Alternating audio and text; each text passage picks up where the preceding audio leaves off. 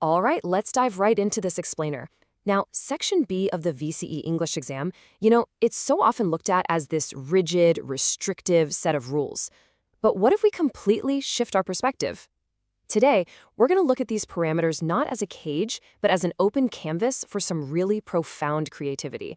We're pulling straight from the 2024 and 2025 VCAA external assessment reports to show you exactly how the absolute highest scoring students totally redefined what an exam response can even look like.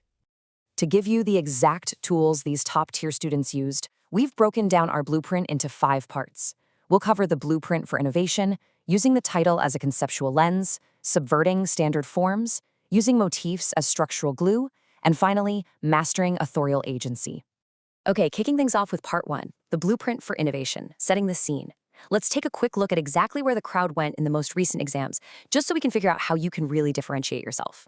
The sheer volume of students who flocked to a single framework here is honestly staggering. Nearly half the state, literally 47% of students, chose to write about protest. Personal journeys took 25%, play had 17%, and country was at 10%. So what does this actually tell us?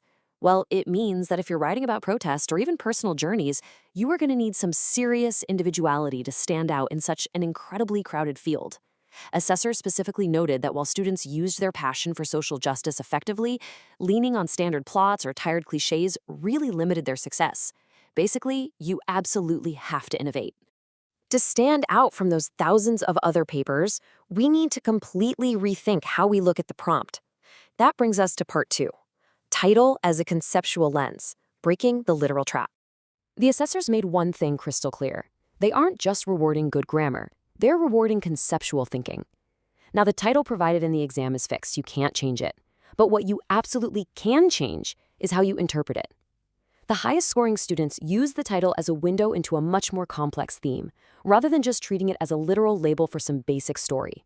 Let's look at the framework of play for a second. A literal interpretation of life as a game usually resulted in these standard, straightforward stories about kids literally playing a board game. And the 2025 report actually called this out as a strategy that severely limited responses, mostly because it relies solely on plot. But on the flip side, a top student conceptually transformed that exact same prompt into this highly sophisticated critique of adult society. They explored how the modern world basically turns life into a rigid corporate competition where true authenticity just gets lost. Suddenly, the title becomes a whole philosophy, not just a physical activity. So, how do we actually execute that conceptual leap on the page? Let's move into part 3, subverting standard forms, form and function. Now, this is where the magic really happens. By completely tearing down the misconception that exams require these standard, straightforward narratives, these students achieved incredible linguistic amplification. They adopted totally unexpected formats that perfectly matched their ideas. Just look at these choices. Writing about protest using a culinary recipe or a dating site profile. Writing about play using a subversive monologue. I mean, these aren't just gimmicks. They're deliberate, highly effective vehicles for really complex ideas. Check out this quote from the Stoppage Stew exemplar in the 2024 report. The student was given the title Resist and Persist, and they brilliantly mimicked a recipe to explore the predictable historical patterns of social injustice. They didn't just write a story about a protest, they literally wrote an ingredient list for revolution. We're talking 2 kilograms of corrupt tyrannical leadership and 8 kilograms of enraged, starving lower-class voices.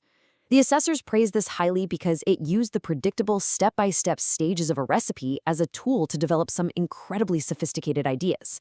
It used humor and this great confiding tone to completely draw the reader in. Then, in the 2025 exams, another student took this authorial agency to a whole new level. Under the title Small Acts, Big Wins, they created an actual online dating profile for the concept of protest. By personifying protest as a potential romantic partner, the piece just perfectly outlined the benefits of courting social justice. It literally asked the reader to swipe right on activism. This is exactly the kind of thing the VCA report means when it praises students for selecting innovative forms that amplify their specific ideas. And looking at the framework of play, one student wrote a piece that practically rebelled against the exam rubric itself. Look at this quote. "I am not a player, I am a spectrum." They completely abandoned standard paragraph structures to visually prove that true play cannot be boxed in by rules. They used white space, line breaks, and direct addresses to the examiner to essentially argue that conforming to a standard essay format is in itself just plain a societal game. To truly write about play, the student playfully cheated the system. It's just breathtakingly confident.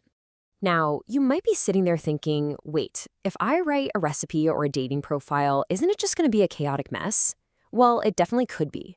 A highly experimental form will totally fall apart without some solid structure. And that brings us to part 4, motifs as structural glue, holding innovation together.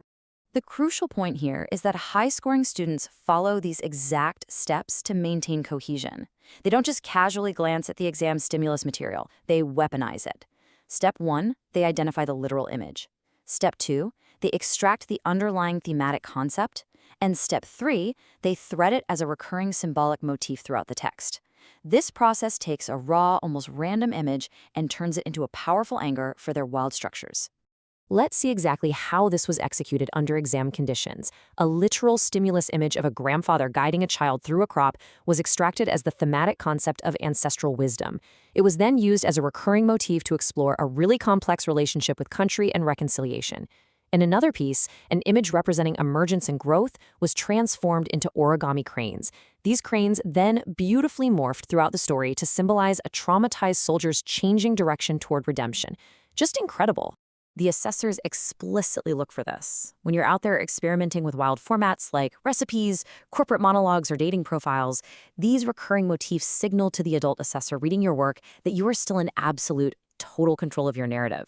It provides this really satisfying loop for the reader. It acts as the invisible glue that holds your innovation together and proves, beyond a shadow of a doubt, that you are actually answering the prompt. All right, let's bring all these incredible ingredients together for our final section, Part 5, Mastering Authorial Agency, the takeaway. Here is your ultimate takeaway.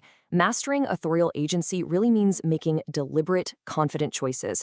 You have to write for an adult reader, meaning you need to trust that they can infer meaning without you having to spell every little thing out. Use strategic sequencing to carefully guide their interpretation. Select innovative forms that genuinely amplify the specific ideas you want to express. And, of course, never forget to anchor your creativity with those recurring stimulus motifs. This is exactly how you elevate your writing from a standard, forgettable response into a truly profound and memorable exploration. So, I'm going to leave you with this final thought to chew on. Will you let the exam parameters dictate a standard, middle-of-the-road response, or will you use them as your own personal canvas to completely rewrite the rules? It's time to play with the rubric. What unexpected form will you use to showcase your unique voice? Thanks so much for joining us for this explainer, and we'll catch you next time.